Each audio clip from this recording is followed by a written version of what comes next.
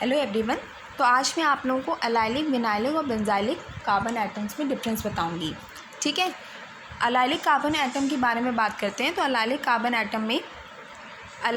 Atom क्या होता है। देखो, अगर इस स्ट्रक्चर में हम देखें और मैं आपसे पूछूं कि एलाइलिक कार्बन एटम इसमें कौन सा है, ये वाला है, ये वाला है, ये वाला है, बताइए कौन सा है। आपका आंसर होगा ये वाला। क्यों? क्योंकि एलाइलिक कार्बन इसलिए हम कहते हैं, उस कार्बन एटम को कहते हैं जो कि उस कार्बन एटम से जुड़ा हुआ हो जो कि अपने एडजेसेंट कार्बन से डायरेक्टली डबली बॉन्डेड हो।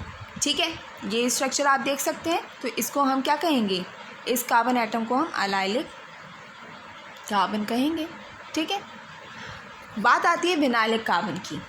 अब एलाइलिक और विनाइलिक में क्या अंतर है, दोनों ही तो डबली बॉन्डेड पे डिपेंड कर रहे हैं। लेकिन देखो, विनाइलिक कार्बन वो कार्बन होता है जो कि अपने ही एडजेसेंट कार्बन से डायरेक्टली डबली बॉन्डेड हो। वही कार्बन होगा जिसको हम विनाइलिक कह रहे हैं, वो अपने ही एडजेसेंट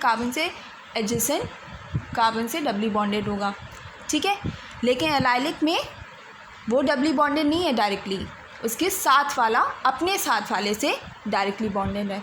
ठीक है, बेंजाइलिक में क्या हो रहा है कि जो हमारा कार्बन एटम जिसको हम बेंजाइलिक कार्बन कह रहे हैं, ये हमारा बेंजाइलिक कार्बन होगा। क्यों? क्योंकि ये डायरेक्टली बेंजीन रिंग से जुड़ा हुआ है। ठीक है, तो इसको हम बेंजाइलिक कार्बन एटम कहते हैं। इसमें तो कोई मतलब कि कन्फ्यूज़न नहीं होती है, इन्हीं दोनों में कन्फ्यूज़न होती है। तो मैंने डिफरेंस आपको बता ही दिया है। एलाइलिक वो है जो कि खुद ही नहीं होगा डायरेक्टली डबली बॉन्डेड। ठीक है, वो उसका साथ वाला अपने साथ वाले से डायरेक्टली डबली बॉन्डेड होगा।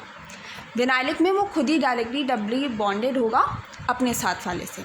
ठीक है, ये इन्फॉर्मेशन मैंने आपको क्यों दी, क्योंकि ये बहुत ज़रूरी है जब आपके पास ऐसे क्वेश्चंस आते हैं जहाँ पे हमें अपना ऑर्गेनिक कंपाउंड प्रेडिक्ट करना होता है। वहाँ पे ये स्टेटमेंट दे देता है, विनाइलिक एलाइलिक स्टेटमेंट दे के बच्चों को कंफ्यूज कर दिया जाता है और बच्चे घबरा जाते हैं। इससे वो ईज़ी से ईज़ी क्वेश्चन भी अटेम्प्ट नहीं कर पाते। तो ये मैंने डिफरेंस आपको बता दिया है। अगर आपको मेरी इन्फॉर्मेशन और मेरा वीडियो सही लगा हो तो मेरे वीडियो को लाइक कर दीजिएगा और मेरे चैनल को सब्सक्राइब कर लीजिएगा। Thank you.